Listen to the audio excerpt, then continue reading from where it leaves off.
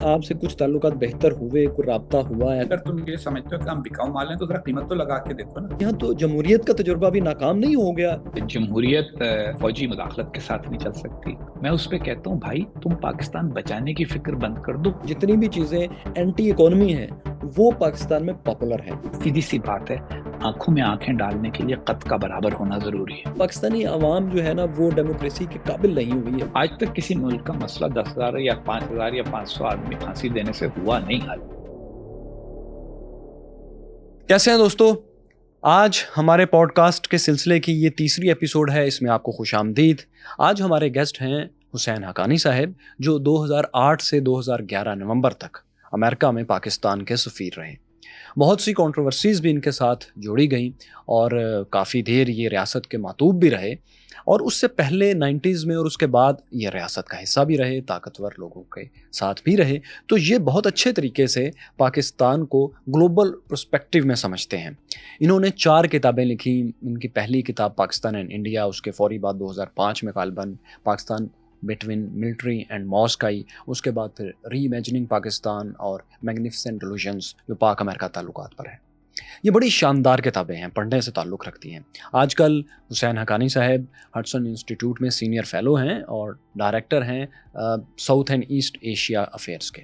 तो आज हम इनको यहाँ पॉडकास्ट में खुशामदीद कहते हैं, और वो क्रिटिकल क्वेश्चंस जो उस दुनिया में पाकिस्तान के लिए बहुत अहम है, उसकी तरक्की के लिए, वो दुनिया जो अब एक ही सिविलाइजेशन बन चुकी है, उसमें पाकिस्तान आगे कैसे बढ़ सकता है, और पाकिस्तान के सामने रुकावटें क्या हैं कि बड़े से बड़ा लीडर भी तमाम मकबूलियत के बावजूद अपने फैसलों पर, अपने नेक इरादों पर अमल नहीं कर सकता। इस तरह के तमाम क्वेश्चंस हम उनसे करेंगे। सर, क्या हाल है आपका? बिल्कुल ठीक, अल्लाह का शुक्र। सर, आपसे पहला सवाल ये है कि पाकिस्तान में बहुत से तजुर्बात हुए। आपने बहुत लिखा जिसमें ये कि यहाँ इसको थियोक्रेटिक रियासत बनाने का तजुर्बा हुआ, जो कि नाकाम हुआ। डिक्टेटरशिप का तजुर्बा हुआ, जो कि नाकाम हुआ। तो इसलिए अब हम इससे सीख सकते हैं कि हमें ये काम नहीं करने चाहिए।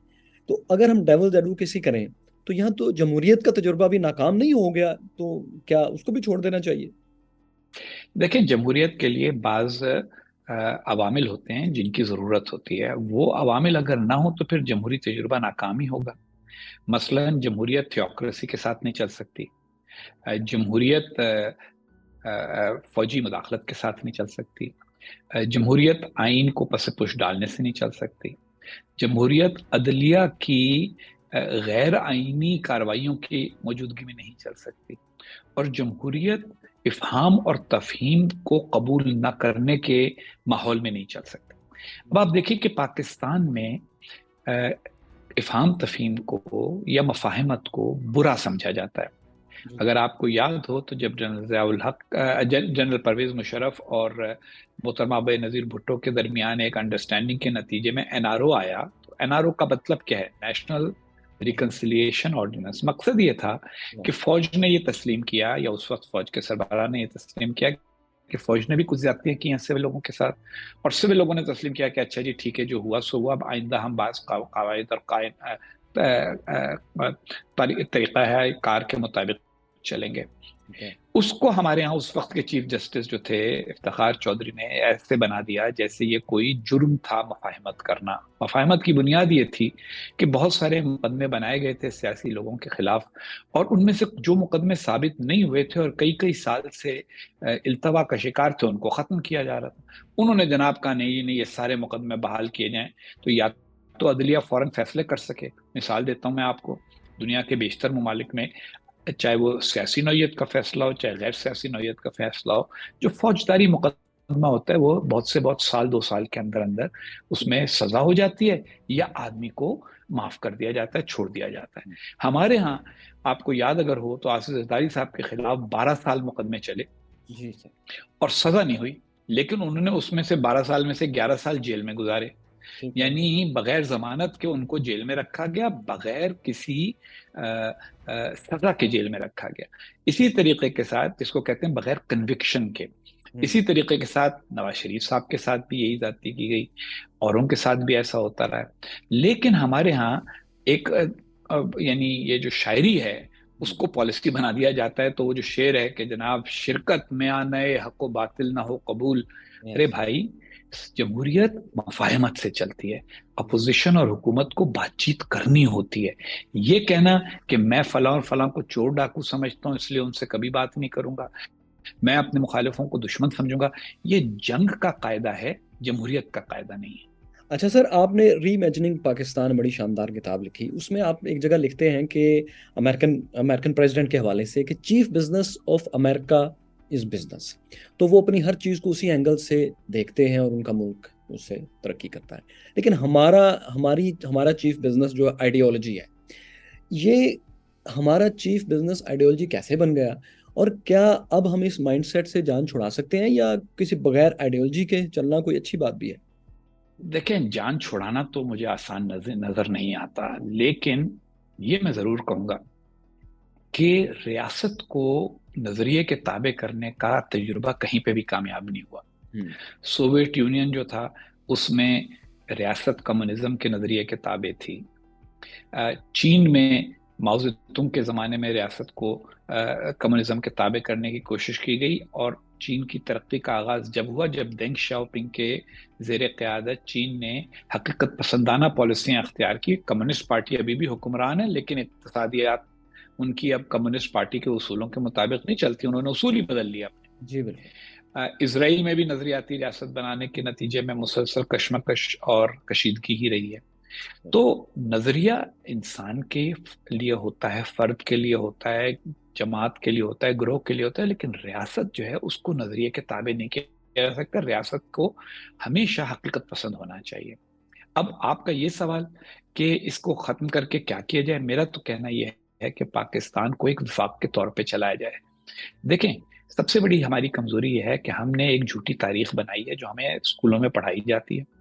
اس تاریخ کے مطابق پاکستان اسی دن بن گیا تھا جس دن محمد بن قاسم نے بر صغیر میں قدم رکھا.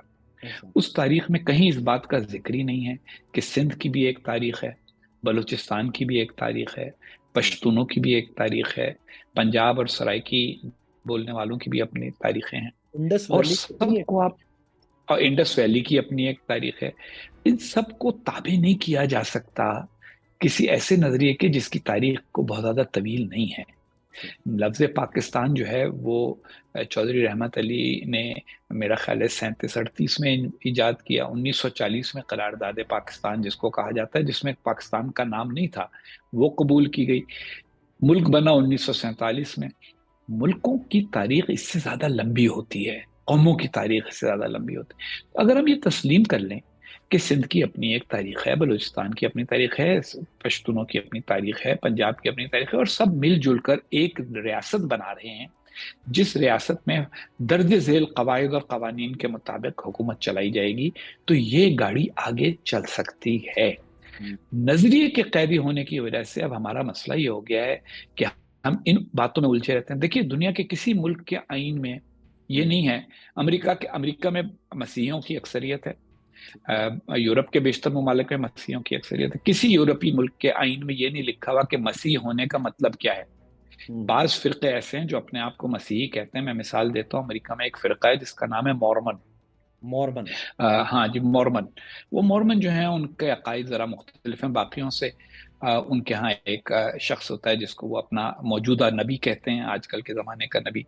اب ان کو بیشتر مسیحی جو علماء ہیں وہ ان کو اپنے مذہب سے کا نہیں سمجھتے.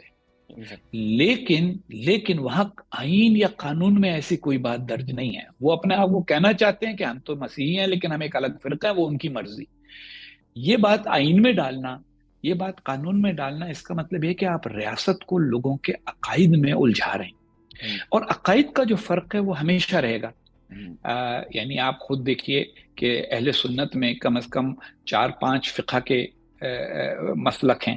اس کے علاوہ آپ دیکھیے حنفی ہیں دونوں، لیکن دیوبندی اور بریلوی مسلک میں فرق ہے. اب اگر آپ یہ بحث شروع کر دیں گے کہ آئین کے ذریعے یہ طے کیا جائے کہ کس کا مسلک درست ہے، تو آپ جمہوریت نہیں چلا سکتے. جمہوریت تو چھوڑیں، آپ کے لیے ریاست چلانا ممکن ہی نہیں ہوگا.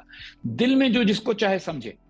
آپ اپنے دل میں یہ سمجھیں جی حسین حقانی جو ہے اس کے عقائد غلط ہیں، میں اپنے دل میں سمجھوں آپ کے عقائد غلط ہیں، لیکن عقائد کو ریاست کے نظام کے اندر الجھا دینا اس سے کبھی بھی ریاست کی گاڑی ٹھیک نہیں چل سکتی۔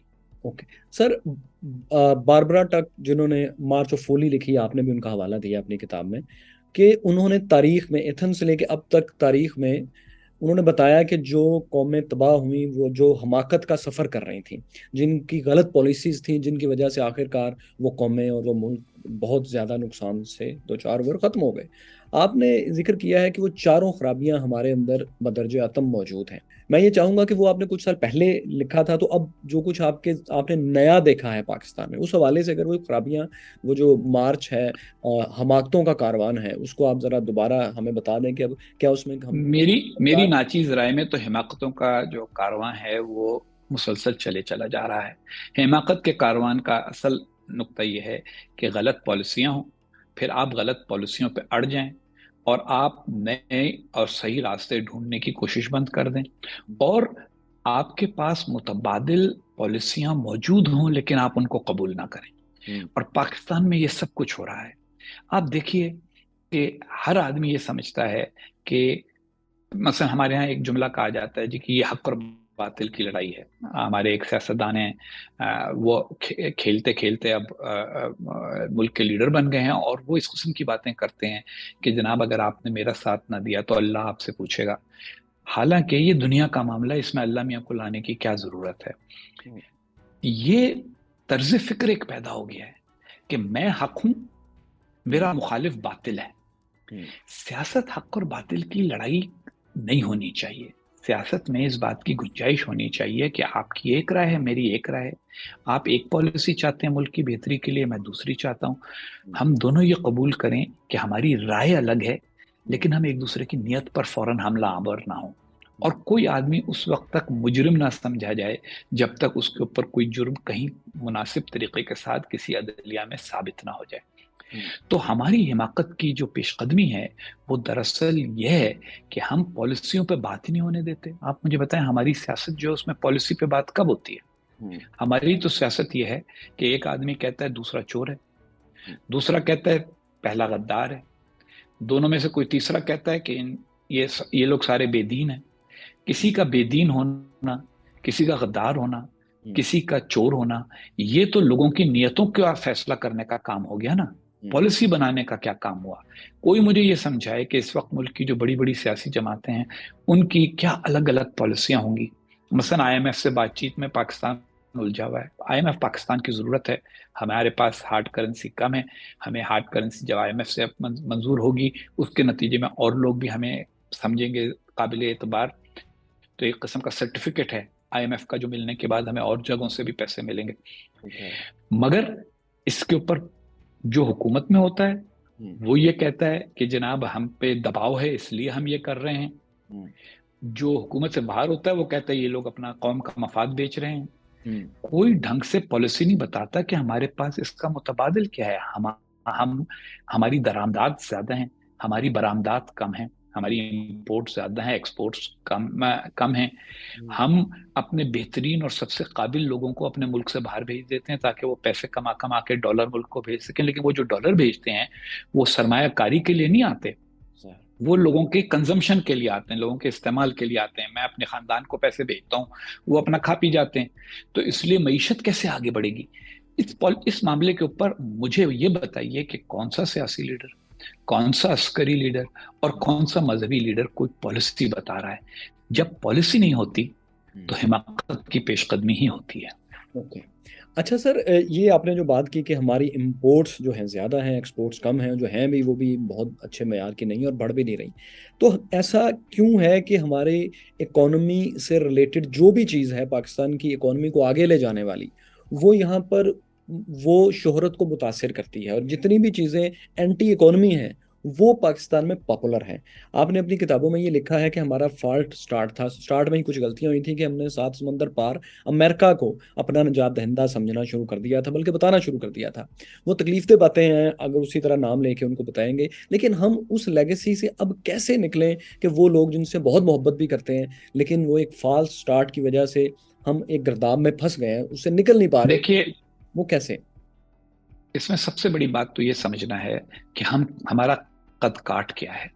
مجھے یاد ہے کہ جب میں نیا نیا امریکہ میں سفیر بنا تو کیونکہ میرے خلاف ایک پہلے ہی دن سے مہم چلی ہوئی تھی کہ یہ تو جی پرو امریکن ہے، حالانکہ کوئی مجھے سمجھائے کہ بھئی امریکہ میں پاکستان کا سفیر اینٹی امریکن ہونا چاہیے، کیسی احمقانہ بات ہے۔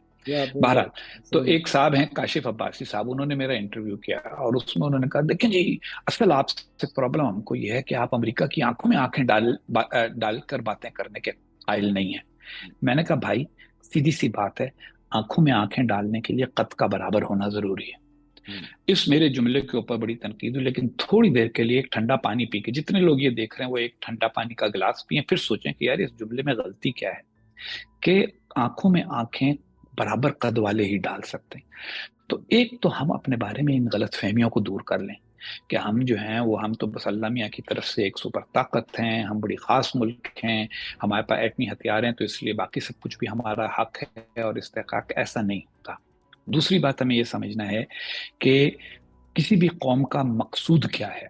میرا یہ خیال ہے کہ پاکستان یا کسی بھی دوسرے ملک کا مقصود ہونا چاہیے اپنے عوام کی خوشحالی، اور عوام کی خوشحالی کے لیے معیشت کا مستحکم ہونا بہت ضروری ہے۔ اور معیشت کے استحکام کے لیے یہ جو ہم نے بعض نعرے بنائے ہوئے ہیں، دیکھیے کچھ لوگوں کا امیر ہونا برا نہیں ہے اگر اس دولت سے اس ملک کی گاڑی بھی آگے بڑھ رہی ہو۔ پاکستان کا پرابلم یہ ہے کہ ہمارا عسکری خرچ جو ہے وہ ہمارے بہت سارے پیداواری اخراجات سے زیادہ ہے۔ ہم یہ سمجھتے ہیں کہ پروجیکٹس کا مکمل ہونا، گاڑی کا آگے چلنا کم اہم ہے، لوگوں کے اوپر تنقید کرنا اور ان کو جھوٹا ثابت کرنا زیادہ اہم ہے۔ کتنے ہی پروجیکٹ پاکستان میں ادھورے چھوڑے گئے ہیں کیونکہ حکومت بدل گئی۔ نئی حکومت کے لیے یہ ثابت کرنا زیادہ ضروری تھا کہ پچھلی حکومت چور ہے، بجائے اس کے کہ اس چیز کو مکمل ہونے دیتے۔ دنیا میں کہیں ایسا نہیں ہوتا کہ پروجیکٹ کو ادھورا چھوڑ دیا جائے جب اس میں اتنے پیسے لگ چکے ہیں، تو ہمارا وہ پیسہ بھی ضائع ہوتا ہے، پروجیکٹ کی پیداواریت بھی نہیں بڑھتی۔ اس کی سب سے اچھی مثال ہے کراچی میں جو ہے نا پرل کانٹیننٹل ہوٹل، اس کے سامنے ایک آدھی تک بنی ہوئی عمارت ہے جو 1977 سے آدھی بنی ہوئی ہے۔ 1977 میں وہاں حیات ہوٹل بننا تھا۔ وہ ہوٹل بنانے والے جو تھے وہ پیپلز پارٹی کے ذوالفقار علی بھٹو صاحب کے قریب تھے، ان کو سزا دینے کے لیے وہ پروجیکٹ روکا گیا۔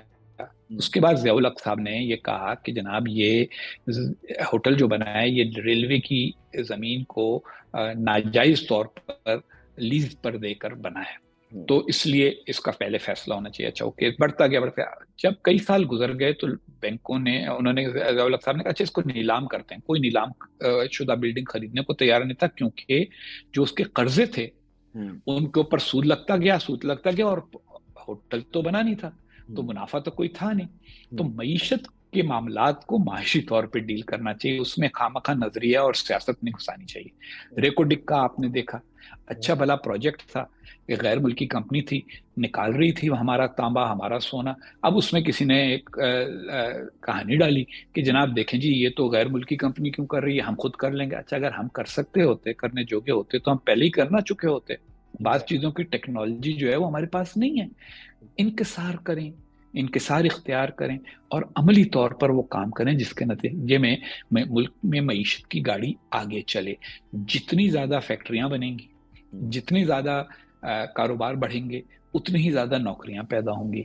اب ہم کیا کرتے ہیں، ہم نے تو ایک فضا پیدا کی ہوئی ہے کہ جی جو کوئی پیسہ بنا رہا ہے ہم اس کو پہلے ہی مجرم سمجھتے ہیں، نمبر ایک۔ نمبر دو ہم اس جرم کو روکنے کے لیے وہ جو پیداواری صلاحیت ہے اس کو ہی روک ڈالتے ہیں بعض اوقات۔ اور آخری بات یہ ہے کہ دنیا میں معیشت کیسے چلتی ہے، اوروں کی معیشت کی کامیابی کا ذریعہ کیا ہے، وہ ہم سمجھنا نہیں چاہتے اور اس کے اوپر بات نہیں کرنا چاہتے۔ ہم اپنے قاعدے، اپنے قانون خود ہی نکالنا چاہتے ہیں۔ اگر ہم اس گرداب سے نکل آئیں اور دنیا کی اقتصادی طور طریقے کو سمجھ لیں تو بس پھر ہمارے لیے ممکن ہوگا کہ ہم گاڑی آگے چلا سکیں۔ اور اس پر ہمارے درمیان، ایک ساری سیاسی قوتوں کے درمیان اور ہماری عسکری قوت کے درمیان اور ہماری عدلیہ کے درمیان ایک انڈرسٹینڈنگ ہونی چاہیے کہ معیشت سے متعلق معاملات کو خراب نہ کیا جائے۔ میں آپ کو چھوٹی سی مثال دیتا ہوں پھر میں چپ ہوتا ہوں۔ جنوبی کوریا میں آپ کو پتا ہوگا کہ بڑی بڑی کارپوریشن ہیں جن کی بہت سارے ان کے ہوتے ہیں برانچز وغیرہ، ڈائیوو ہے، ہنڈائے ہے اور سیمسنگ ہے، یہ سارے کے سارے بڑے بڑے جو ادارے ہیں ان کو وہاں پہ یہ چائے بول کہتے ہیں کہ ایک ہی خاندان یا ایک ہی گروپ کے بہت سارے ادارے ہوں. اچھا، اب ان میں سے ایک ادارے ہنڈائی کے ایک صاحب جو تھے سربراہ، انہیں سوجی صدارتی الیکشن لڑنے کی. وہ صدارتی الیکشن لڑ لیے. جب وہ الیکشن لڑ لیے، ہار گئے، تو جو نیا منتخب ہوا صدر، جس نے ان کو الیکشن ہرایا، باقی سارے چائے بول کے لوگ اس کے پاس گئے اور اس سے کہا کہ دیکھو بھائی، اس سے انتقام مت لینا کیونکہ اس نے تمہارے خلاف الیکشن لڑا. اس نے غلطی کی، اس کو سیاست میں نہیں آنا چاہیے تھا، لیکن اس نے تمہارے خلاف الیکشن لڑا، مگر اس کے خلاف کوئی انتقامی کارروائی نہ کرنا، کیونکہ اس کا بٹا بیٹھے گا تو ہمیں بھی نقصان ہوگا، کیونکہ ہمارے بینکوں کا کچھ قرضہ اس کے پاس ہے، کچھ اس کے بینکوں کا قرضہ ہمارے پاس ہے، اسی طرح سے اکانومی چلتی ہے. اچھا، آخری بات میں یہ کہوں گا کہ ہم نے اپنے ہاں ہمیشہ ایک نوکری کے کلچر کو ترویج دی ہے. ٹھیک ہے، نوکری پیشہ لوگ جو ہیں وہ معزز سمجھے جاتے ہیں ہمارے یہاں، کہ سفید پوش ہے جی، نوکری کرتا ہے، فوج کی نوکری کرتا ہے، حکومت کی نوکری کرتا ہے، کسی پرائیویٹ سیکٹر کی نوکری کرتا ہے، بڑا ایماندار آدمی ہے. نہیں، حالانکہ رسول اللہ کی بھی حدیث ہے کہ اللہ تعالیٰ نے رزق کے 4 میں سے 3 حصے تجارت میں رکھے، کاروبار میں رکھے. ہمیں انٹرپرینوریل کلچر بڑھانا چاہیے کہ لوگ بزنس کی طرف آئیں، کاروبار کریں، اور پیسے جتنا ملک میں اوور آل پیداوار بڑھے گی اتنی ہی ہر فرد کا اس میں حصہ بھی بڑھ سکے گا. ایگزیکٹلی. اچھا سر، آپ نے اس کا جو حل پیش کیا اس مسئلے کا، وہ یہ کہ ہمیں دنیا میں یہ پتہ لگے کہ کاروباری ماڈلز کیا ہیں، اور ملک کی سطح پر جب جو لوگ سیاست کرتے ہیں ان میں جب اس طرح کا کلیش آتا ہے تو کیا کریں اور کس طرح آئیڈیالوجی کو بدلیں. اچھا، میں اس ضمن میں آپ سے یہ سوال کرنا چاہتا ہوں جو بہت بڑا ایک پیراڈاکس بھی ہے، کہ یہ تبدیلی عوامی سطح پر آئے گی، لوگ لے کے آئیں گے تو حکومت میں یہ تبدیلی آئے گی، یا ایلیٹس وہاں سے یہ تبدیلی آئے گی تو پھر یہ نیچے کو ٹریول کرے گی اور پاکستان بدلے گا؟ اچھا سوال ہے. یہ دونوں طرف سے ہوگا. عوام کو بھی بعض چیزیں بدلنی ہوں گی. عوام جو ہر تھوڑے دن کے بعد کسی کے ہاتھوں بے وقوف بن جاتے ہیں کہ دوسرے کو چور سمجھو، دوسرے کو ڈاکو سمجھو، ان غلط فہمیوں کا شکار ہو جاتے ہیں. آپ بلیو نہیں کریں گے، میرے اپنے طالب علمی کے زمانے کے ایک ساتھی، بڑے پڑھے لکھے، ایک بینک کے مینیجر، جب یہ عمران خان صاحب الیکشن لڑ رہے تھے 2018 کا، تو وہ کہتے تھے کہ جناب یہ تو جب یہ آئے گا تو یہ جو پاکستان سے پیسہ چرا کے بیرون ملک ڈالا گیا ہے وہ سارا کا سارا پاکستان واپس آ جائے گا اور اس کے بعد پاکستان امیر ہو جائے گا. پڑھے لکھے آدمی. اب میں نے ان سے سوال کر ڈالا کہ کون سا ملک ہے جس میں ایسا ہوا ہے؟ اور ملکوں میں بھی کرپشن ہوتی ہے، وہاں پہ بھی حکمران کرپٹ ہوتے ہیں، بعض پکڑے جاتے ہیں، بعض نہیں پکڑے جاتے. لیکن یہ جو آپ نے ایک فلسفہ بیان کیا ہوا ہے کہ پاکستان کی ساری دولت جو ہے وہ پاکستان کی اشرافیہ نے باقی غیر ملکوں کے بینکوں میں رکھی ہوئی ہے، ہم وہ ڈھونڈ لیں گے اور ڈھونڈ کے واپس لے آئیں گے. میں نے کہا کبھی کسی اور ملک نے ایسا کیا ہے کہ وہ ڈھونڈ کے لے آیا اور واپس آ گیا؟ اور ہر ملک کے قواعد ہیں، ہر ملک کے قوانین ہیں، اس خوش فہمی کا شکار کیوں ہو رہے ہیں؟ اسی طرح جب ثاقب نثار صاحب نے کہا کہ ہم چندہ جمع کریں گے ڈیم بنانے کے لیے، میں نے سوال کیا کہ مجھے بتایا جائے کہ وہ کون سا ملک ہے جس نے ڈیم چندے سے بنایا ہو. جب جو چیزیں دنیا میں نہیں ہوئیں اس کا جواب تو وہ ہم کیسے کر سکتے ہیں کہ نہیں جی انشاءاللہ تعالیٰ بس اللہ کی مدد سے ہو جائے گا. اب آپ کو یاد ہوگا خود نواز شریف صاحب کے زمانے میں ایک دفعہ کسی نے یہ اسکیم شروع کروا دی تھی، قرض اتارو ملک سنوارو. اس میں کتنے پیسے آئے؟ بیچاری عورتوں نے اپنے بندے اتار کے دے دیے ملک کی محبت کے اندر. لیکن قرض کتنا بڑا تھا اور اس کا اتارنا کتنا مشکل تھا، یہ اس وقت سبق ملا لوگوں کو. ابھی بھی ہمارے ہاں آپ دیکھیں یہ لوگ اس طرح کی باتیں کرتے ہیں ہمارے ہاں کہ جی وہ فلانے نے 500 بلین چرا لیے. میں نے کہا جی 500 بلین کیسے چرائے جا سکتے ہیں؟ جس ملک کی معیشت کی پوری جی ڈی پی جس کو کہتے ہیں وہ 250-300 بلین ہو، اس میں سے 500 بلین کوئی کیسے چرا لے گا؟ یہ ہم نے اصل میں پورا جو ایک فکر کا، سوچ کا، تجزیے کا پروسیس ہے وہ ختم کر دیا. اور جب سے یہ سوشل میڈیا آیا ہے تب تو اور قسمت خراب ہو گئی ہے، کیونکہ اب بس واٹس ایپ کے اوپر اگر چلیں تو پاکستان اب تک پوری دنیا فتح کر چکا ہو. گوادر جو ہے وہ ہانگ کانگ سے بڑی بندرگاہ بن چکی ہو، اسلام کا جھنڈا جو ہے وہ سری نگر پہ لہرا چکا ہو، اور دلی پہ بھی بلکہ شاید، اور اس کے علاوہ چین، پاکستان اور ترکی نے مل کر پوری دنیا کو بدل ڈالا. یہ سب ہم اپنے آپ کو دل خوش کرنے کی باتوں میں الجھا کر رہتے ہیں اور اسی سے خوش ہوتے رہتے ہیں. تو یہ تو عوام کا حصہ ہو گیا. عوام کو یہ بند کرنا پڑے گا، عوام کو بھی کچھ سیکھنا پڑے گا، حقیقت پسندی کی طرف آنا پڑے گا. سمجھنا ہوگا کہ پاکستان میں ہر وہ شخص جو کچھ سوچ سمجھ کی بات کرنے والا ہے اس کو آپ یا کافر کہہ دیتے ہو یا آپ اس کو غدار کہہ دیتے ہو، یا اس کو بے دین کہہ دیتے ہو، یا اس کو غیر ملکی ایجنٹ کہہ دیتے ہو. کیا مسئلہ کیا ہے؟ جس نے کچھ لکھا نہیں، جس نے کچھ دنیا میں جس کی کوئی قدر نہیں ہے اس کے علم کی، اس کو آپ ہیرو بنانے کے لیے تیار ہو جاتے ہو. تو کوئی غلطی ہم میں بھی ہے. یہ عوام کی سطح پہ ہوگا، اور ایلیٹ کی سطح پہ یہ ہوگا کہ یہ سمجھنا ہے سب کو کہ ٹھیک ہے ہماری یہ جو کھینچا تانی چلتی رہتی ہے، اس کھینچا تانی میں کبھی ہمارا ایڈوانٹیج ہوتا ہے، کبھی دوسرے کا ایڈوانٹیج ہوتا ہے، لیکن کاش ہم ملک کے ایڈوانٹیج کو تھوڑا سا سوچ لیں. دنیا بھر میں اس کو کہتے ہیں ایلیٹ کنسنسس. جو ایلیٹ ہوتی ہے ملک کی، وہ آپس میں کچھ چیزوں پہ ایگری کر لیتی ہے اور اس میں سب کا بھلا ہو جاتا ہے. تو وہ ایلیٹ کنسنسس پاکستان کو چاہیے جو ابھی تک نہیں مل سکا. سر ایک اگر مختصر سی کوئی آپ مثال دے سکیں ہمارے دیکھنے والوں کے لیے ایلیٹ کنسنسس کی دنیا میں، مختصر سی اگر کوئی ہو، تاکہ اسے لوگ سمجھیں کہ آپ کیا کہنا چاہتے ہیں. ایلیٹ کنسنسس برطانیہ میں ہے، امریکہ میں ہے، انڈیا میں ہے. انڈیا میں یہ ہے کہ بھی حکومت جب بھی آئے گی الیکشن کے ذریعے آئے گی، جب بھی جائے گی الیکشن کے ذریعے جائے گی. کبھی اگر حکومت ذرا زیادتی بھی کر دے تو آپ تھوڑا بہت احتجاج کرو گے، شور کرو گے، لیکن انتظار کرو گے اگلے الیکشن کا، اور اگلے الیکشن کے اندر آپ اس کو بساط کو الٹنے کی کوشش کرو گے. جو ریاستیں ہیں ان کی، جو ہمارے صوبوں کی طرح ہیں ریاستیں، ہر ریاست کی اپنی اپنی حکومت ہے. جو منتخب ہو جائے وہ وہاں حکومت بناتا ہے. وفاقی حکومت اس کے ساتھ زیادتی نہیں کرتی. کبھی کبھار کوئی ہوشیاری کرنے کی کوشش کرتا ہے، لیکن اوور آل اس پہ اتفاق ہے کہ جمہوریت کی گاڑی کو ہم نے پٹری سے نہیں اترنے دینا. برطانیہ میں ایلیٹ کنسنسس ہے. اپوزیشن اور حکومت دونوں بیٹھے ہوتے ہیں پارلیمنٹ میں، دونوں ایک دوسرے بحث کر رہے ہوتے ہیں، ایک دوسرے کے خلاف بات کر رہے ہوتے ہیں، شام کو سب بیٹھ کے چائے بھی ساتھ پی رہے ہوتے ہیں.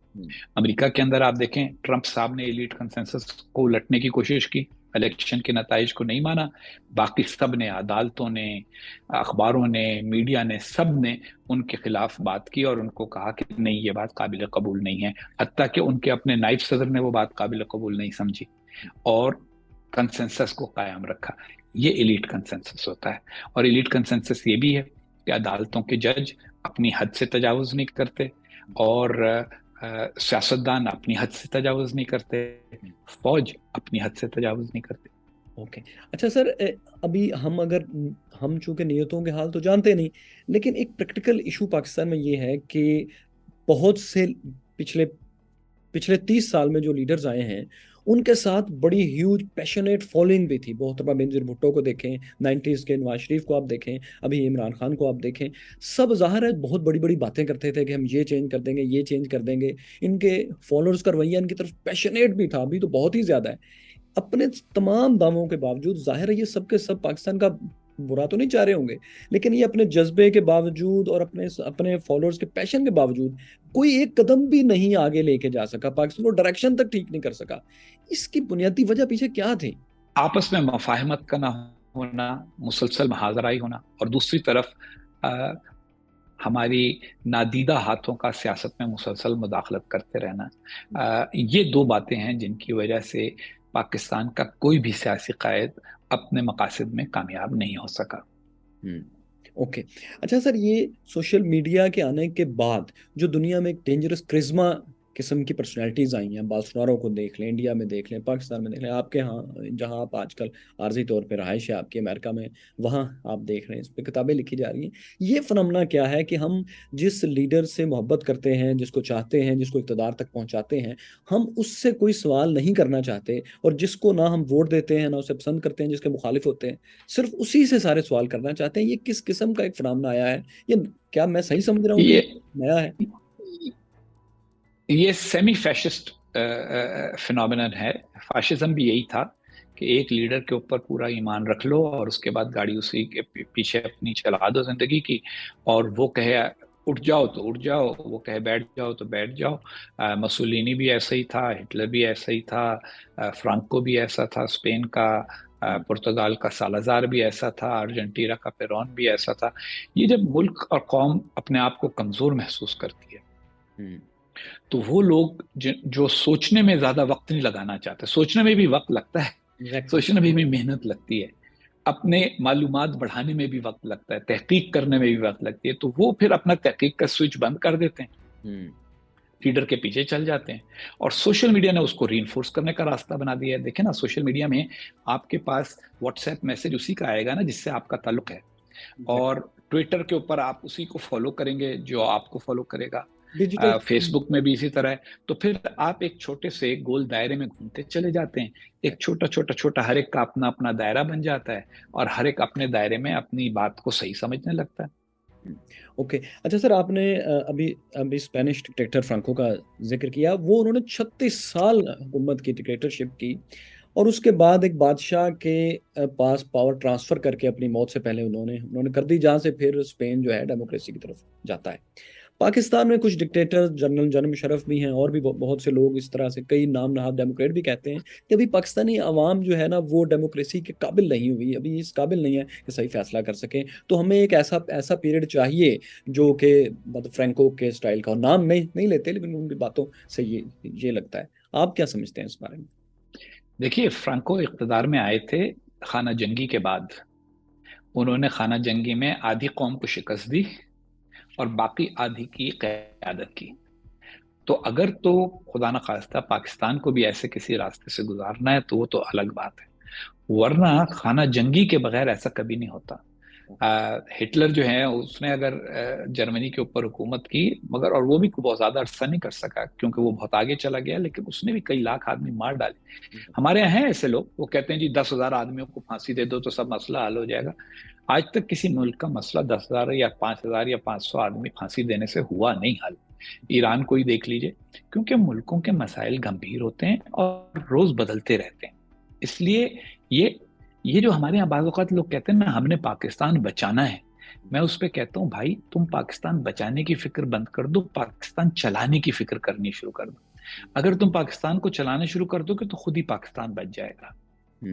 सर, मिलिट्री एंड मॉस्क जो आपकी पहली किताब थी, बड़ी शानदार थी, बल्कि आपने एक लफ्ज़ में पाकिस्तान के एक बहुत बड़े मसले को, मुल्ला मिलिट्री अलाइंस में, उसको बंद कर दिया ताकि उसको समझना भी बहुत आसान हो गया। अभी हालात काफ़ी बदल चुके हैं, ना कश्मीर में जहाद चल रहा है, ना अफगानिस्तान में उस तरीके से जहाद चल रहा है, ना पैन इस्लामिज़म की बातें उस तरह से जमात इस्लामी के प्लेटफार्म से और मुख्तलिफ जमातों से हो रही हैं जो कि पहले फ़ौज के ताउन से हो रही थी। क्या अब भी आपको लगता है कि ये अलाइंस बाकी है या इसकी कोई शक्ल बदल गई है? नहीं, मेरा ख्याल है कि ये तो बहुत तब्दीली आ चुकी है। अब तो ये है कि पाकिस्तान की तारीख में इस अलायंस का बड़ा किरदार है, लेकिन आजकल के जो हालात हैं, हकीकत यही है कि इस अलायंस के अंदर जो क्रैक्स आए हैं उसके बाद पाकिस्तान में, और फिर दूसरी बात ये हुई है कि यानी मजहबी तबके की बजाय उन्हीं नारों की बुनियाद पे गैर मजहबी आदमी को जो लीडर बना दिया इमरान खान को, तो उसके नतीजे में एक और बहरान पैदा हो गया है। वो ये है कि वो शख्सियत परस्ती का बहरान है। देखें, जमात इस्लामी थी या क्या नाम उसका सिपाही साबित थे, तो ये जो थे ये ग्रोह की बुनियाद पे चलते थे, ग्रोही नजरिए की बुनियाद पे चलते थे। अब शख्सियत परस्ती का मामला आ गया है। और दूसरी तरफ बात यह है कि अब हमारी फौजी क़यादत की वो ख्वाहिशात भी शायद मुमकिनात में नहीं रही जो पहले हुआ करती थी। उनको भी अंदाजा है कि मुल्क की मईशत जिस हाल में है, इसके अंदर हम कैसे इस बहरान से निकलें। लेकिन हम ऐसे गर्दाब में फंस चुके हैं कि जब तक इसमें हर एक लचक नहीं दिखाएगा और मफाहिमत के तर्ज फिक्र को कबूल नहीं करेगा, तब तक गाड़ी आगे नहीं बढ़ेगी। जब तक कोई ये कहेगा, कोई एक भी अड़ियल टट्टू अगर होगा जो कहेगा कि जी मैंने तो किसी से बात ही नहीं करनी अलावा इसके कि बस मुझे सही समझा जाए, तब तक ये गाड़ी आगे नहीं निकल सकेगी। ये बिल्कुल ऐसा है जैसे दलदल में गाड़ी फंसी हो और उसको 4-5 तरफ से रस्सियों से बांध के बाहर निकालना हो, तो अगर 4-5 लोग जो उस रस्सी को खींच रहे हैं वो अगर इकट्ठे नहीं खींचेंगे तो फिर वो गाड़ी उसी तरह से अटकी रहेगी। बहुत अच्छी मिसाल दी आपने सर, बहुत अच्छी मिसाल दी सर। मुझे एक और बात बताएं, आपने अपनी बुक्स में ग्रुप थिंकिंग के एक फैक्टर का जिक्र किया है कि जो जिस वजह से बहुत से मसाइल भी जन्म लेते हैं, अमेरिका का वियतनाम में जाने के ऊपर आपने इसकी मिसाल भी दी। पाकिस्तान में ये जो ग्रुप थिंकिंग है, जो मसाइल की वजह भी है, वो किस तरह रुबा अमल है, कैसे काम कर रही है? देखिए, सबसे बड़ी तो ग्रुप थिंक ये है कि पाकिस्तान में एक ये सोच पैदा कर दी गई और अब बहुत सारे लोगों में ये सोच है कि भारत हमारा अज़ली अब्दी दुश्मन है, और ये कि पाकिस्तान जो है वो बैनुल-अक़वामी साजिशों का शिकार है, और ये किसी तरह से कोई और मुल्क हमारा एटमी प्रोग्राम चुराना चाहता है। हकीकत यह है कि अगर अमेरिका ने रूस का एटमी प्रोग्राम नहीं चुराया और फ्रांस का नहीं चुराया, जब फ्रांस ने एटमी प्रोग्राम बना लिया अमेरिका की मर्जी के खिलाफ, तो हमारा कैसे चुरा लेंगे? और इतने हम कमजोर हैं कि हमारा एटमी प्रोग्राम कोई मतलब ये कि मिठाई की डिबिया है कि उसको जेब में रख के स्वीट्स की जो ہوتا ہے پیکٹ کہ اس کو جیب میں رکھ کے کوئی لے کے چلا جائے گا. یہ ہمارے اندر ایک اور یہ کہ بھارت ازلی دشمن ہے. دنیا کا کوئی ملک کسی کا ازلی دشمن نہیں ہوتا. آپ دیکھیں ابھی ایران اور سعودی عرب نے، جن کی اتنے سال سے لڑائی چل رہی تھی 79 سے، اور اس سے پرانی بھی لڑائی ہے ان کی، تاریخی طور پہ عربوں میں اور عرب اور فارس کی کافی پرانی لڑائی ہے، لیکن انہوں نے کہا نہیں بھائی ہم نے صلح کرنی ہے. جنوبی کوریا اور شمالی کوریا آپس میں بات چیت کر چکے ہیں. جرمنی اور فرانس جن کی کئی لڑائیاں ہوئی، کئی جنگیں ہوئی، 2 جنگیں عظیمیں ہوئی، وہ ماشاءاللہ یورپین یونین میں اکٹھے بیٹھے ہیں. تو ہمارا بھی کوئی ازلی ابدی دشمن نہیں ہے. اور یہ سمجھنا کہ جناب اگر ہمیں پہلے ہمیں کشمیر کا مسئلہ حل کرنا ہے، اس کے بعد ہم نے اور کوئی بات کرنی ہے اپنے پڑوسی ممالک سے، یہ ایک ہماری گروپ تھنک کی کمزوری ہے. دوسری بات یہ ہے کہ یہ بھی ہماری گروپ تھنک کی کمزوری ہے کہ ہم یہ سمجھتے ہیں کہ کشمیر جو ہے وہ چین جو ہے وہ ہمارا سب سے اچھا دوست ہے، باقی کوئی اور ہمارا اتنا اچھا دوست نہیں ہو سکتا. دنیا میں سارے ممالک ہمارے دوست ہو سکتے ہیں، اور کوئی بھی ہمارا دوست نہیں ہوگا اگر ہمارے پاس ان کو کچھ دینے کو نہ ہو، کچھ آفر کرنے کو نہ ہو. بین الاقوامی تعلقات جو ہوتے ہیں وہ ایک دوسرے کی ضرورتوں کا لحاظ کرنے کا نام ہے، اور کچھ نہیں ہے. یہ وہ گروپ تھنک کی خامیاں ہیں ہمارے ہاں. اور آخری گروپ تھنک کی ہماری کمزوری یہ ہے کہ ہم نے ہمیشہ یہ سمجھا ہے کہ ہماری جو ملازم پیشہ طبقہ ہے، فوجی ملازم ہو، سرکاری ملازم ہو، بیوروکریٹ ہو، جج ہو، یہ سب جو تنخواہ دار طبقہ ہے، یہ کسی طرح سے زیادہ مخلص اور اچھا ہے. اور باقی جو ہیں جو تنخواہ دار نہیں ہیں، جو زمین سے کماتے ہیں، مثلا زمیندار ہوئے، جو صنعت سے کماتے ہیں، مثلا صنعت کار ہوئے، وہ زیادہ برے اور بددیانت لوگ ہیں. یہ بھی ہمارے گروپ تھنک کی کمزوری ہے. اچھا سر، ایک پاکستان سے متعلق آپ سے لاسٹ سوال، اس کے بعد کچھ دو تین کوشچن آپ سے پرسنل ہوں گے اگر آپ کے پاس وقت ہے. سر ایک مجھے بتائیے کہ کوئی لگی لپٹی رکھے بغیر، کیونکہ اب ہم بہت جھوٹ سن چکے، ایک دوسرے کو سنا چکے، ہماری قومی سطح کی بات کر رہا ہوں، ہماری اس گفتگو کی نہیں، کہ سر پاکستان میں کوئی اس وقت امید کی کرن ہے کہ ہماری ٹریجیکٹری اب ٹھیک ہو جائے گی، یا آپ کے خیال میں ابھی تک ہماری سمت غلط ہی ہے؟ دیکھیے، پہلی بات تو یہ ہے کہ مایوسی کو اچھی بات نہیں ہوتی، اور اگر آپ کے پاس راستے کا کوئی لاہ عمل موجود ہو تو پھر وہ لاہ عمل اختیار کر کے بہرحال بہتری کی گنجائش نکالی جا سکتی ہے. تو اس لیے میں ان لوگوں میں سے نہیں ہوں جو نا امید ہیں، لیکن میں پر امید بھی نہیں ہوں، کیونکہ میرے خیال میں ایک لاہ عمل ہے، اور اس کے علاوہ کوئی اور لاہ عمل کوئی اور سامنے رکھنا چاہے تو وہ لے آئے، لیکن ملک کے لیے راستے موجود ہیں. اصل سوال یہ ہے کہ کیا کوئی ان کو اختیار کرے گا یا نہیں. ٹھیک ہو گیا. اچھا سر، آپ کے اوپر الزامات بہت لگے جب آپ امریکہ میں پاکستان کے سفیر تھے، اس کے بعد اسٹیبلشمنٹ سے آپ کے تعلقات بھی کافی خراب رہے. اس کے بعد سے اب تک کافی حالات بدل چکے ہیں، اسٹیبلشمنٹ کا چہرہ بھی تھوڑا بہت چینج ہوا ہے. تو سر آپ سے کچھ تعلقات بہتر ہوئے، کوئی رابطہ ہوا، ایسی خبریں پھیلائی جاتی ہیں آپ کے بارے میں جن کا جو کوئی پتہ نہیں ہوتا یہ ٹھیک ہے یا نہیں؟ آپ بتائیے. آپ دیکھیں، میں تو ان لوگوں میں سے ہوں جو کسی کے رابطہ کرنے سے انکار تو کبھی کرتے ہی نہیں. اگر آپ نے مجھ سے رابطہ کیا ہے، میں تو آپ سے پہلے متعارف نہیں ہوں، لیکن میں تو ایک کھلا آدمی ہوں، آپ سے بات کروں گا. تو اگر اسٹیبلشمنٹ کا کوئی مجھ سے رابطہ کرے گا کبھی تو میں اس سے بھی بات کروں گا. لیکن اگر کسی کو یہ غلط فہمی ہے کہ میں کسی قسم کی سودے بازی کے لیے بیٹھا ہوا ہوں، تو یہ اصل میں وہ اپنے ہی پروپیگنڈے کا شکار لوگ ہیں، کیونکہ انہوں نے اپنے ذہن میں یہ بنا لیا ہے کہ جی یہ آدمی جو ہے یہ یعنی بکاؤ مال ہے. حالانکہ میں نے ہنس کے یہ کہا ایک دفعہ، عمران خان صاحب کو کہا ایک دوست کے ذریعے، میں نے کہا بھائی اگر تم یہ سمجھتے ہو کہ ہم بکاؤ مال ہیں تو ذرا قیمت تو لگا کے دیکھو نا.